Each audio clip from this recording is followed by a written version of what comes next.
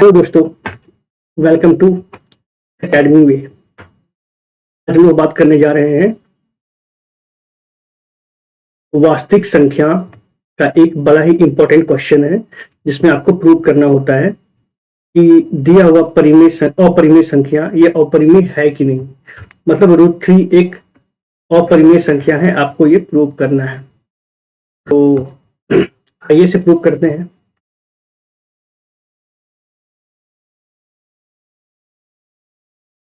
देखिए, ऐसे सवाल में क्या करना होता है ना, कि जैसा पिछले सवाल में भी आपको बताया, ठीक वैसा ही है कि आपको ये लेकर चलना है कि √3 एक परिमेय संख्या है और बाद में आपको इसे अपरिमेय सिद्ध कर देना है। तो चलिए यहाँ पर मान लेते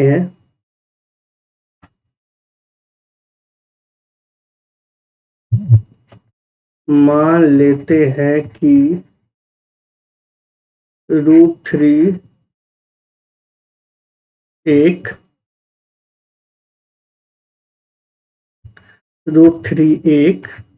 परिमेय संख्या है।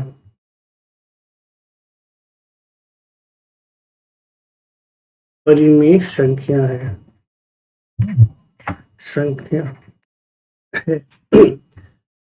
इसलिए √3 इक्वल टू P/Q ही मान लीजिए, जहां Q जो है ना, ये 0 नहीं है। और यहाँ पे आप लिख सकते हैं कि P और Q जो है आपका सहअभाज्य संख्या है, और P Q एक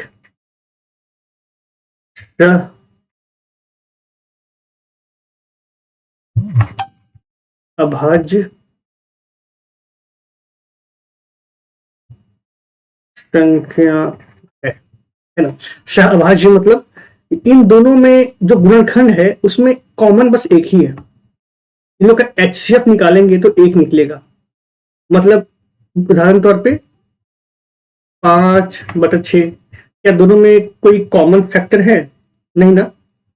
उसके बाद 7/8 नहीं है ना।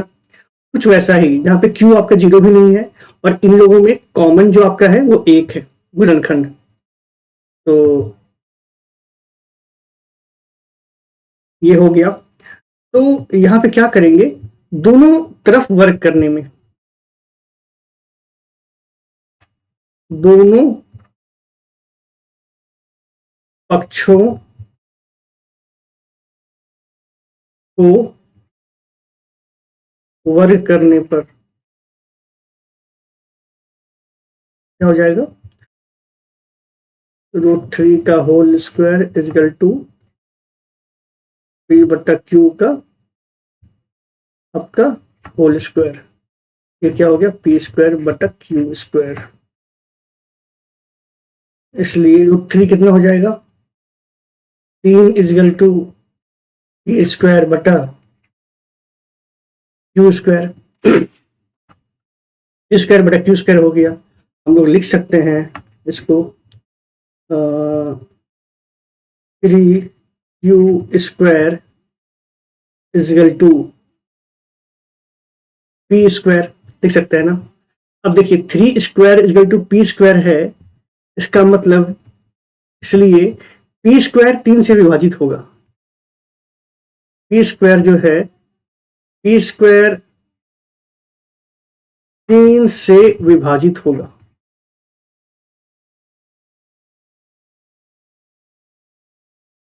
P² 3 से विभाजित होगा, क्योंकि P² का ही ना एक गुणनखंड आपका है Q² और 3 है कि नहीं। P² का ही गुणनखंड देखा जाए तो Q² है, उसमें एक 3 भी है।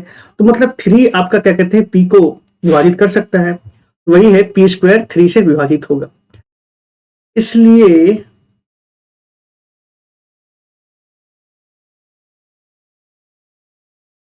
P भी 3 से विभाजित होगा, 3 से विभाजित होगा। अब ये कैसे होगा,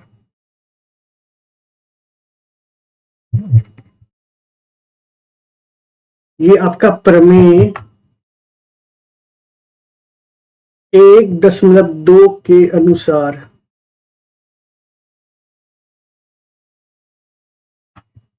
समझे, ये आपका उससे विभाजित होगा। तो परिमेय 1.2 में हम लोगों ने बात किया है कि अगर पी स्क्वायर तो कोई एक अभाज्य संख्या विभाजित कर रहा है तो केवल पी को भी अभाज्य संख्या जो है उसको विभाजित करेगा, मतलब पी भी 3 से विभाजित हो जाएगा आपका, अगर पी स्क्वायर हो रहा है तो। ये आप मेरा वीडियो देख लेंगे पहले वाला, आपको पूरा क्लियर हो जाएगा अच्छे से। तो देखिए पी भी 3 से विभाजित होता है, तो इसका मतलब कि हम कह सकते हैं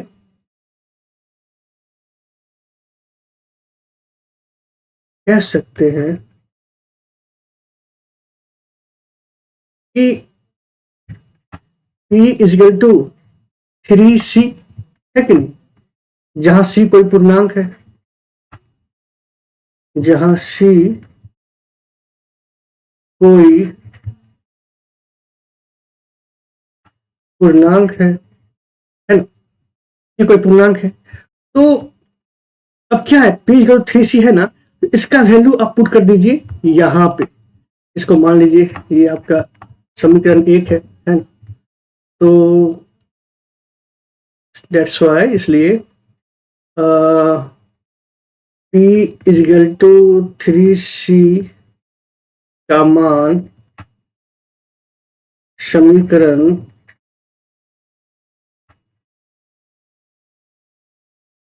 1 में रखने पर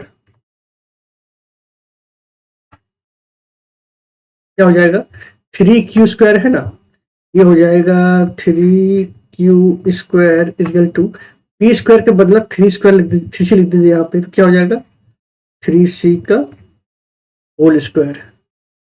ये क्या हो जाएगा 3Q square equal to 9C square, 3 cut जाएगा ना, तो क्या हो जाएगा, यहाँ पर ही कर देते हैं, Q स्क्वायर इजल टू आपका 3C स्क्वायर। अब देखिए Q स्क्वायर 3C स्क्वायर है ना, तो मतलब Q स्क्वायर 3 से ही विभाजित होगा। दैट्स वाई Q स्क्वायर 3 से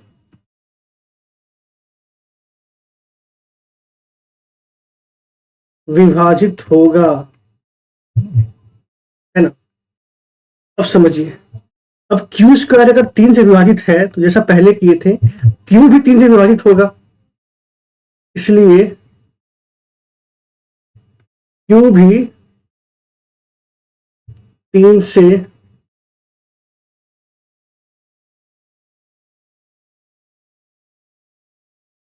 Q भी 3 से विभाजित होगा। अब देखिए Q भी 3 से विभाजित होगा, आप बोल रहे हैं कि Q भी 3 से विभाजित होगा, और यहां आप बोल रहे हैं P भी 3 से विभाजित होगा। तो क्या ये दोनों एक साथ संभव है, क्योंकि एक तरफ आप कह रहे हैं कि P और Q एक सह अभाज्य संख्या है ना, एक तरफ आप कह रहे हैं कि P और Q एक सह अभाज्य संख्या है, मतलब दोनों में कोई कॉमन नहीं है। और यहां आप क्या बोल रहे हैं कि P भी 3 से कट रहा है और Q भी 3 से कट रहा है, दोनों पॉसिबल तो है नहीं। चूंकि P और Q एक सह अभाज्य संख्या है, सह अभाज्य संख्या है, इसलिए ऐसा संभव नहीं है। इसलिए इसको हटा दीजिए, इसलिए यह संभव नहीं है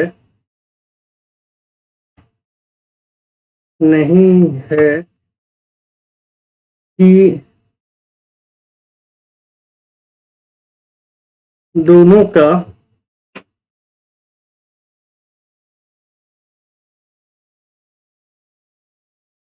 का उभयनिष्ठ गुणनखंड, मतलब कॉमन फैक्टर जो दोनों से कट रहा है, दोनों का उभयनिष्ठ गुणनखंड 3 हो,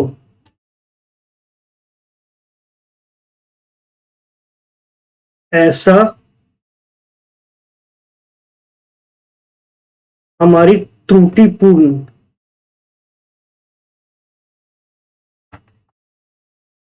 कल्पना के कारण हो रहा है, कल्पना के कारण हो रहा है,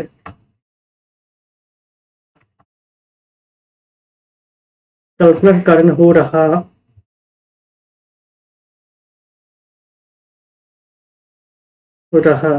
है कि √3 एक परिमेय संख्या है।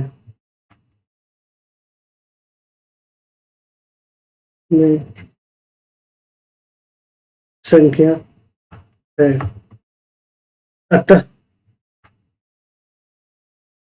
√3 एक अपरिमेय संख्या है।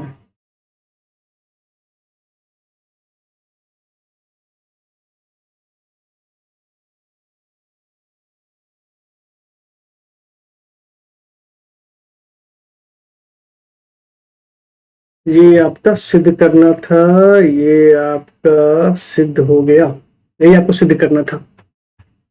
और बहुत ही इजी क्वेश्चन है और बहुत ही इंपॉर्टेंट क्वेश्चन है। इसे आप 2-3 बार देखेंगे, समझ जाएंगे। वीडियो समझ में नहीं आया, आप फिर से पीछे कीजिए, फिर से इसे देखिए, और अच्छा होगा कि आप इसके पहले वाला वीडियो को भी ध्यान से देखें, जिससे आपका ये और क्लियर हो सकता है।